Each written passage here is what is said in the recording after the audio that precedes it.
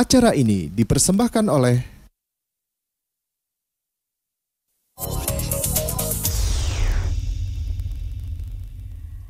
Terima kasih, kita masih di Galeri Publik malam hari ini. Nah ya, pemilu sebentar lagi ya Pak ya. Ini berbeda daripada sebelum-sebelumnya, ini besar sekali karena dalam waktu bersamaan pemilihan DPRD, DPR RI, Pilpres juga gitu. Dan ini akan besar sekali dan pasti juga kita tahu di sini Satpol PP kemudian juga Linmas akan turun tangan dan bekerja ekstra nih sepertinya.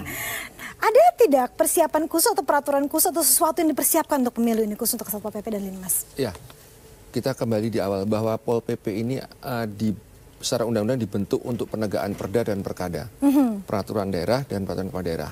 Nah, di dalam undang-undang pemilu kita mendapatkan tugas. Tadi saya sampaikan bahwa kita sebagai Linmasnya Pamsung langsung di TPS. Iya. Persiapan yang sekarang ada, Pak Menteri sudah membuat edaran kepada semua Kasat Pol PP di provinsi maupun kabupaten kota untuk pertama, deteksi dini, mendukung pelaksanaan pemilu, kelancaran pemilu.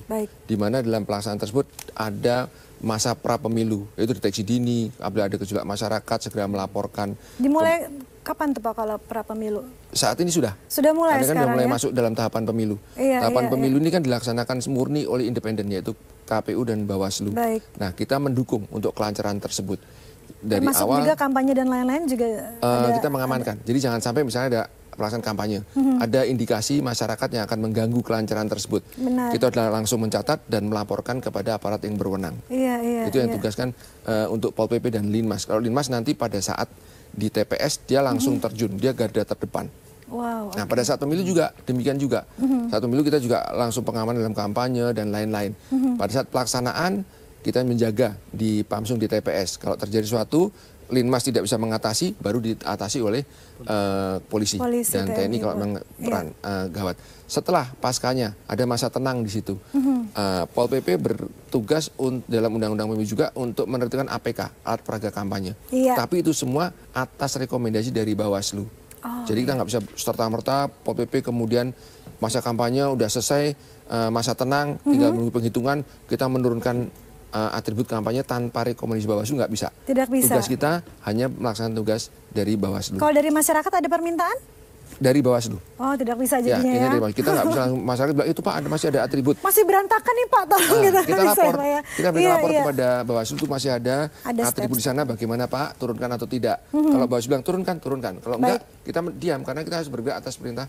Inisiatif melaporkan iya, tapi mencopot sendiri tanpa rekomendasi Bawaslu kita nggak boleh. Karena yang menentukan titik-titiknya ada di mana, alat peraga boleh dipasang di mana adalah Bawaslu. Tidak sesuai dengan ketentuan Bawaslu, ya kita ambil atas rekomendasi. Karena tugas Pol PP kan di dalam membantu pelaksanaan kelancaran pemilu ini ada tugas tambahan. Di mana tugas pokok fungsi kita tadi perda, ada tentang reklame, tertib berjualan, tertib bangunan dan lain-lain. Kita sambil patroli ikut melaksanakan tugas tambahan dari Bawaslu. Jadi itu tambahannya ya. Jadi pemirsa ada semuanya, ada step-stepnya, ada regulasinya semuanya ya. Jadi kalau ada keluhan atau apapun mengenai atribut kampanye ke Bawaslu dulu, kemudian baru ke Satpol PP dan juga Linmas. Atau masyarakat kepada Pol PP akan lapor ke Bawaslu. Ada keluhan ini seperti ini. Bisa seperti itu jadinya ya. Jadi sebenarnya bisa langsung juga sih ya. Tapi nggak boleh menindak tanpa kita izin ke Bawaslu. Iya. Dan semuanya transparan Pak? Transparan ya. Jadi semuanya jelas, jangan khawatir. Kalau di daerah bagaimana nih Jawa Tengah dan sekitarnya? Seperti tadi disampaikan oleh komandan kami Pak Arief. Siapa? Kemendagri lewat Direktorat Jenderal BAK terakhir kemarin tanggal 5 Desember mengkonsolidasikan dengan teman-teman dari provinsi dan sebentar lagi nanti dalam waktu dekat dengan teman-teman kabupaten kota. Januari Februari juga akan terus menerus, ini simultan terus. Artinya kita akan ada satu bahasa, satu persepsi yang sama untuk mengawal proses pesta demokrasi yang disampaikan oleh Presiden bahwa ini pesta berarti semua harus happy, everybody happy, jangan sampai ada setiap orang yang merasa tertekan atau teraniaya.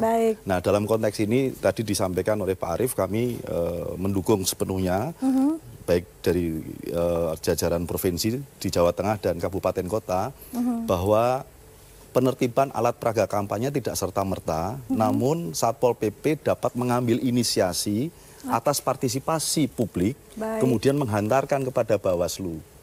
Dalam konteks ini, maka inisiasi ini artinya Satpol PP kami memberikan komunikasi kepada teman-teman di kabupaten kota, tolong dong buat akun sosial media. Hari gini kalau Satpol PP nggak bikin akun sosial media, nggak banget. Gitu. Nggak banget. Termasuk Linmasnya gitu. Nggak banget, nggak asik gitu. Ini sambil juga kita saksikan di layar kaca ini tayangan mengenai Satpol PP dan juga Linmas ya. Boleh sambil kita sambil jelaskan ini apa Pak bisa mungkin ini disampaikan? apel siaga. Oke. Apel siaga gelar pasukan waktu di Purwokerto. Baik. Kesiapan pada waktu menjelang Pilgub kemarin pada awal tahun 2018 ini kurang lebih Satpol PP dengan Satlinmas se-Jawa Tengah kurang lebih 1.500 personil dihadiri Bapak Kapolda dan juga Bapak Gubernur beserta jajaran Kemendagri juga hadir di sana. Dan ini juga dihadiri oleh Ormas dan LSM semuanya kami buka sedemikian rupa sehingga ini gawe besar kita. Konteks kemarin adalah Pilgub. Kalau Pilgub saja kita sudah membuka partisipasi dan ruang komunikasi, maka ayo tanggung jawab Pilpres ini nanti menjadi bagian dari kita, dari Jawa Tengah kita berikan yang terbaik untuk Indonesia. Lebih besar ya. Semua daerah melaksanakan hal yang sama dengan Jawa Tengah. Beliau ini yang suka menggembleng kami. Menggembleng dan artian yang terbaik ya. Untuk masyarakat pokoknya. Pak Arief ini mengerucut nggak sih dari sekarang sudah mulai untuk diperhatikan, kemudian semakin dalam lagi nanti menjelang di bulan April atau seperti apa? Pasti ada tambahan-tambahan lagi atau bagaimana? Kita selalu konsolidasikan dengan teman-teman di daerah. Perkembangan ya? Ya, perkembangan kita upload terus, ketentuan-ketentuan hukum kita ingatkan lagi, dan nanti di bulan Januari, Februari kita kumpulkan semua kabupaten kota per 2 wilayah. Jadi kita bagi wilayah timur dan barat, karena kan mungkin kan terlalu banyak kalau semuanya se-Indonesia, kita bagi 2 wilayah. Kita akan berikan sosialisasi tentang bagaimana pelaksanaan pemilu dan pileg, sehingga kita harus bagaimana mendukung kelancaran tersebut. Kita nggak bicara-bicara anggaran di situ, yang jelas kita sukseskan pileg dan pilpres. Karena kita adalah pesta rakyat. Semua tadi Pak Sim juga bilang bahwa rakyat harus menikmati pesta ini. Tidak perlu berantem, ojo-ojoan, nggak perlu lagi. Kita tinggal pilih mana yang kita suka, mana yang kita anggap itu mapan, mampu, melaksanai itu semua kita. Kita kembali kepada rakyat. Siapa mau pilih silakan. Tidak ada pertengkaran, tidak ada keributan. Tugas Linmas dan Pol PP adalah garda terdepan. Mendeteksi dini, ketika ada posisi yang potensi untuk kerusuhan, kita langsung lapor kepada aparat yang berwajib. Tetapi didahului dengan pendekatan kita pada masyarakat untuk tidak melakukan hal-hal yang melanggar ketentuan dan merusak pesta rakyat ini. Itu izin Mbak Terry, yang disampaikan Pak Arief yang selalu dipesankan pada anggota kami di lapangan, kami meneruskan saja. Kami memberikan stressing bahwa sebenarnya Satpol PP dan Satlinmas memenuhi panggilan suci. Ini panggilan untuk negara, panggilan untuk berbuat pada negara, dan kita memberikan yang terbaik. Kalau panggilan suci, ayo. Kalau tidak sekarang, kapan kamu akan memberikan terbaik? Sehingga apapun, kita tidak akan berpikir macam-macam. Bagaimana mengawal proses demokratisasi ini secara arif dan bijak. Sekali lagi karena komandannya Pak Arief juga harus arif dan bijak. Arif dalam arti menghantarkan itu, melakukan edukasi kepada publik, mengkomunikasikan, gampang digolei. Ya, gampang dihubungi gitu. Kalau bahasanya gampang digolek itu mudah dicari, gampang dihubungi, mudah dikontak, gampang diparani. Artinya ngerti kemana dituju. Pak Arief berulang kali ngebleng kami, terapkan filosofi konsep negara hadir. Itu dia. Negara hadir. Dalam proses pilpres dan pileg, negara hadir untuk menjaga keamanan ketertiban masyarakat sehingga nyaman dalam melaksanakan hajat besar negara dalam 5 tahun ini. Wow, luar biasa. Anda kan ada supporter nih, tepuk tangan semua di sini sepertinya ya. Pak Sani, sebenarnya tapi kalau kita kembali ke masyarakat ya, ada 2 arah sih sebenarnya, masyarakat juga harus serta menjaga di sini ya. Tapi ada kekhawatiran tidak sih dari masyarakat sendiri? Satpol PP sebagian besar pegawai negeri sipil, betul ya Mas Edi? Ada yang juga pegawai negeri sipil ya? Ada kontra ya. Dan pergian dengan kontra. Kemudian Linmas adalah perangkat yang dibentuk juga oleh negara, maka negara hadir. Oleh karena itu harus netral. Harus netral. Nah, apalagi di daerah itu dia dilantik oleh kepala daerah. Kepala daerahnya kita tahu. Kan dari partai pasti ada yang dari partai kan. Nah, kalau tidak bijak, ini terutama Pak Arief dan yang bos-bos di Jakarta ini tidak bijak, maka Satpol PP dan Linmas bisa digunakan sebagai alat politik oleh para kepala daerah. Ini yang harus diwaspadai supaya citranya Satpol PP itu tetap harum, tetap bagus. Dia harus bisa menjaga. Jangan misalnya spanduk-spanduk tertentu didiamkan, tapi yang itu dilaporkan. Nah, ini kan juga nggak fair. Nah, itu jadi.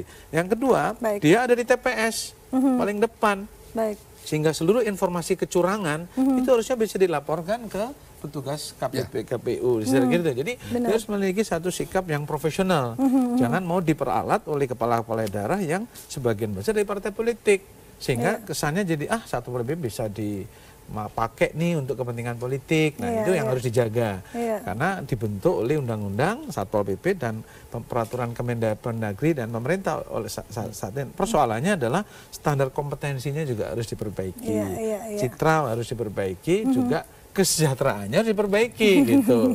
Jangan pula nanti mohon maaf nih Satpol PP jadi Pak Ogah gitu kan, atau jadi di Satpol ini jadi Pak Ogah. Ini kan juga citranya jadi kurang baik. Gitu ya. Tapi saya yakin masyarakat sekarang sudah pintar semua ya, dan mereka juga bisa seperti tadi sudah ada kanal-kanal yang bisa untuk memberikan informasi atau melaporkan apapun. Jadi sekarang sepertinya transparansi itu sangat amat gamblang di mana-mana. Jadi saya rasa kalau masalah netralisasi mudah-mudahan itu adalah base fondasi dari Kemendagri sendiri ya, dan pasti akan menjadi membantu masyarakat juga. Pasti ini seru nih untuk dibahas. Dan masyarakat juga nggak usah ragu lagi bahwa kita semua bergerak atas aturan. Benar, bahwa aturan juga bisa tinggal ngecek di Google aja tentang misalnya tentang TPS. Diatur oleh Undang-Undang Nomor 7 Tahun 2012 tentang pemilihan umum dalam pasal 351 ayat 4. Baik. Nah, itu menyebutkan bahwa tugas pokok Satpol dan Linmas ada di situ. Jadi masyarakat nggak usah ragu. Kita ada untuk melayani dan melindungi masyarakat dengan ini. Semua berdasarkan ada aturannya ya, ada rules-nya nih. Tapi apa saja yang bisa kita minta atau kita request ke Satpol PP atau Linmas? Pemirsa jangan salah, ntar minta ini minta itu ternyata itu bagian tugas dari dari Satpol PP. Apa kira-kira jawabannya sesaat lagi, jangan kemana-mana.